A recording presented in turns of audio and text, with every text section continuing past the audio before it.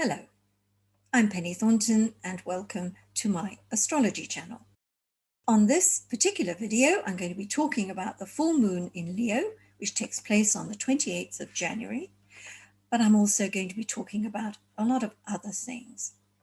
Now, in fact, this video is going to be posted on the 17th of January, actually on the Jupiter-Uranus square, which is an aspect of the unconventional, the unexpected, and the very different. So as I speak to you, a lot of things are going to be going on in the world that are both exciting on the one hand and very, very shocking maybe on the other. And in fact, that does tend to rather go with much of January that we've had really since the very beginning. Shocks and upsets and all sorts of things, coming to an end and new things beginning.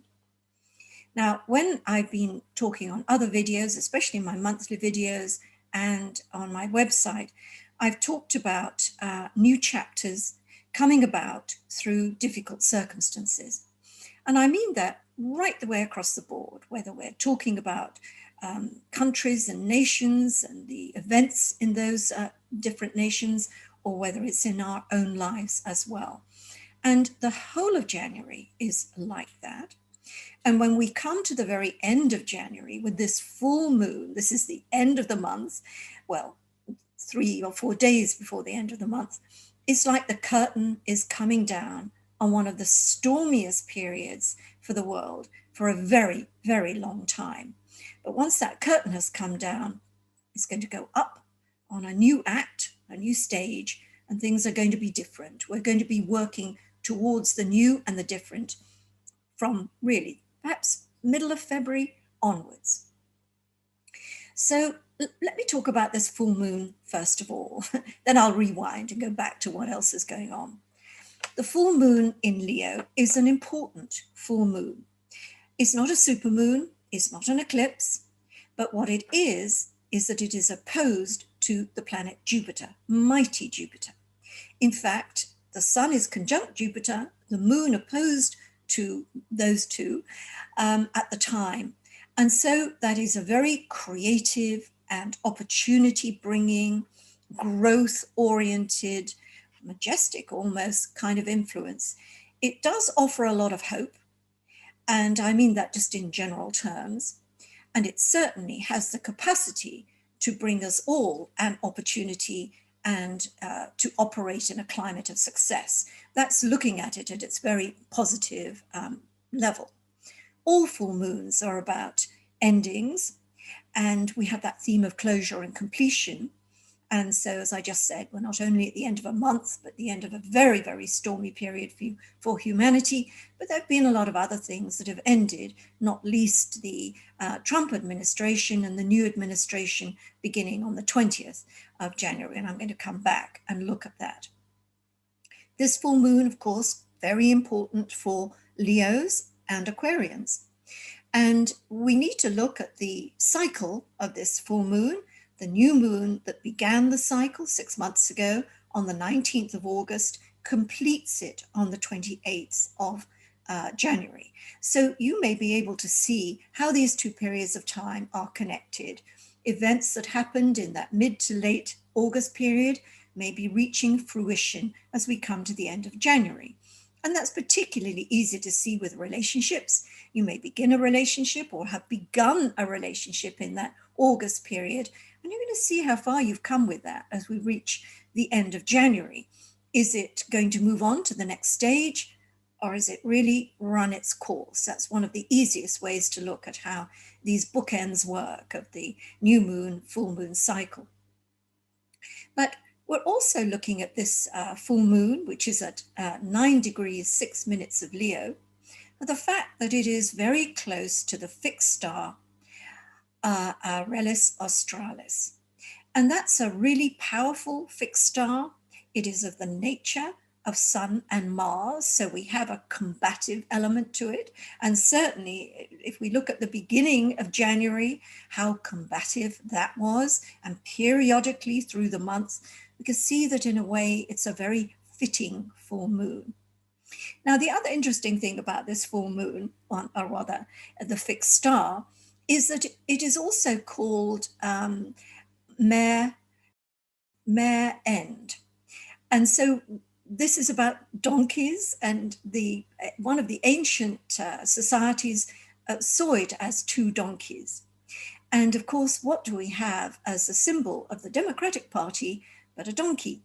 So we have this fixed star, really very symbolically in our astrology, pointing to the arrival or the onset of a new democratic administration. And we have it in the full moon as well, because this also ends the old administration and a new chapter is beginning for the new administration. So I think that's quite important in general. But there's something else about this idea of closure and completion and endings about January as a whole.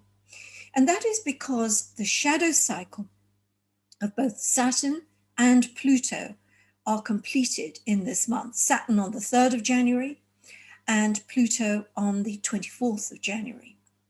And a shadow cycle is very interesting because how we work it out is that when a planet turns retrograde, it then moves backwards to a certain point and then moves forward again and passes that point. So the shadow cycle is ended when a planet moves past the point at where it turned retrograde. So this happened to Saturn on the 3rd, and it's going to happen to Pluto on the 24th. Now, what's interesting about this, and I think particularly so with the planets, the bigger planets, so we're looking at Jupiter, Saturn, Uranus, Neptune, and Pluto. These are the ones we're really interested in. These tend to shape our destiny. They shape the lives of nations and individuals. So we think about a planet turning retrograde. That planet doesn't change its nature. Saturn is always about restriction. It's always about consolidation. It's about limits. It's about boundaries. It's about the things we fear. It's about the material world. So it doesn't lose any of its essence. But what happens is that we see Saturn with a different nuance, if you like. And I draw the parallel here, which I think is very easy to look at, is if you marinate a piece of chicken and you put a lot of spices on it, it changes the flavor of the chicken. The chicken is still the chicken. It's still its integrity is intact, but you've changed the flavor. And that's what happens when a planet is moving backwards. It's sort of subtly affecting the flavor of that planet, but it's not changing its nature. So by the time we reach the point at which the shadow cycle of that planet is over, it's now in new territory. It's going forward on untrammeled ground. And if we look back and look at Saturn, and we see that it passed its point on January the 3rd, how close that was to events that happened around that time. We're thinking of Brexit, leaving the EU in England, and we're thinking too of what happened in America with this storming of the Capitol building. And really that did mark the end of Trump's rule, so to speak. So we could see a lot of things that had been brewing and developing and going this way and that. By the time we came to the 3rd, we were in new territory. And the results of all that kind of processing were to be discovered. And the same thing will happen when Pluto does the same thing on the 24th. Now, another thing about this month, and particularly in regard to Pluto, is that Pluto's themes of elimination and transformation, of death and rebirth, of creative destruction are very strong this month. The reason being, Mercury conjoined Pluto on the 4th, the Sun is going to conjoin Pluto on the 14th, and then on the 28th, full moon day, Venus is going to conjunct Pluto. So we really have a rolling Pluto experience. It takes 8 days for an aspect to become exact, so to speak, and 8 days for it to leave or to fade. So we see as soon as one Pluto aspect has perfected, then another one is preparing to come in. So we have a kind of rolling Pluto effect throughout the month. And as I said, Pluto is the principle of elimination and transformation. It's creative destruction. So a lot of things are being ended and destroyed and put away, never to be found again. But out of that particular ending will come this new beginning. It is a creative process. So this is an important thing to note in terms of your own life, and also as a key to understanding what is happening out there on the world stage as well. Because I think if we have astrology as our key, then we can see, we can gain more understanding, we can gain more of a perspective about it. So let me go back again in time and have a look at about the time this video is going to be posted. We're going to be 3 days away from the inauguration of Joe Biden, a new administration coming in. And what is happening at that time? Jupiter is angling Uranus, and there is an aspect there of celebration, I would say. But it's also very unstable. This is far from a stable period. And on Inauguration Day itself, the 20th of January, we have a Mars-Uranus conjunction, and that is the epitome of instability, and maybe to a certain degree, insurrection as well. So these are things we must watch out for at this time. Personally, we all have to deal with Mars and Uranus. So what is the advice I would give you around this period? This is about 8 days prior to the full moon. Be particularly careful with machinery because it can go wrong. And if we have lost our focus, we can make mistakes. Things to do with viruses, not pandemic viruses, but computer viruses. These will tend to proliferate. And we will have all sorts of things that it might go wrong because we've lost our focus and we pressed the wrong button. So especially around this period of January, these 8 days prior to the full moon, please remember to be very careful with anything that can be said to be delicate. Let's put it that way. But there's another interesting point here, because the inauguration, the beginning of the Joe Biden administration, will have this Mars-Uranus conjunction to deal with. This is going to influence the administration. Now, I don't know exactly what time he will take the oath. The presidency starts at 12 noon. But if we say any time from about 20 to 11 to 10 to 11, something like that, what we're seeing at this point is that Mars-Uranus conjunction rising in the sign of Taurus. So we really do have a very explosive, unconventional, diversity being a very strong theme of this administration. But also, let's not forget, it can be very destabilizing as well. So I think it's only fair to say there'll be a lot of opposition to this administration as it tries to put in motion the things it wants to put in motion, not only within its ranks, the rank and file of the parties themselves, but also out there on the, in amongst the people, so to speak. There'll be a lot of opposition. And maybe you could say, oh, well, you don't need to be an astrologer to know that. But I mean, really, to have a Mars-Uranus conjunction on the ascendant of a new administration is really going to break with convention. And let me give you an illustration of this, that's something we can relate to close to home, perhaps. When the Duke and Duchess of Sussex, Meghan and Harry, married, on that day, Mars and Uranus were in square, a very tight aspect between the two. Same planets, hard angle. And although the day itself went very well, in fact, it did break with convention in every way, that wedding, but it was fun, it was glorious, it was happy, it was a break from tradition, and we all loved that. But Mars, Uranus were in their marital chart, and what happened no less than 18 months later was that Meghan and Harry left the royal family. And what was the reason?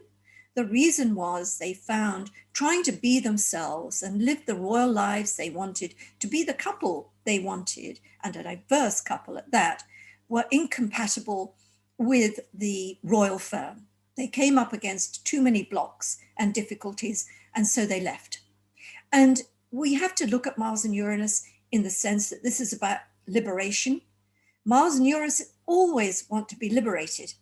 So you put that into a conventional box and there is always going to be trouble. And in fact, in that new administration's chart, you do have the sun sandwiched between Saturn and Pluto as well. And it's interesting, the theme for the inauguration, I think, is our determined democracy, which I think really, really fits the bill. It sort of really reflects those aspects.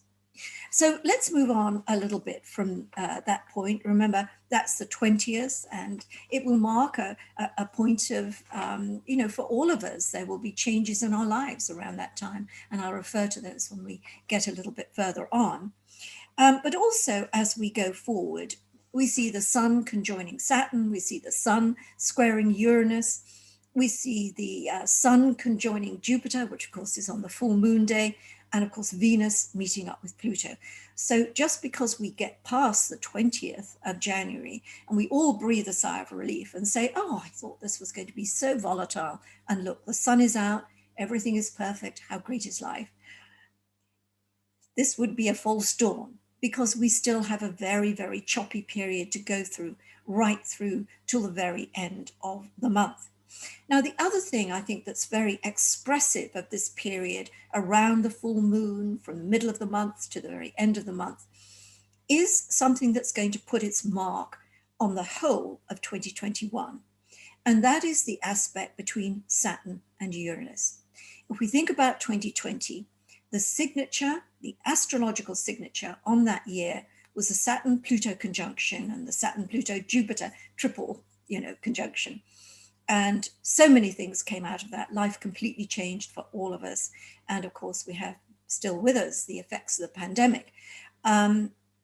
But as we see, as we came to the end of December, we looked as though we were in a new phase of the pandemic. And I have called this the end of the beginning, January being the end of the beginning of the pandemic. And I think with all these other symbolisms going on, of the curtain coming down, with the full moon, the idea that January is a watershed, from that point we go forward, we can see, although coronavirus numbers are high across the world, we have a real problem with the new mutation and probably other mutations.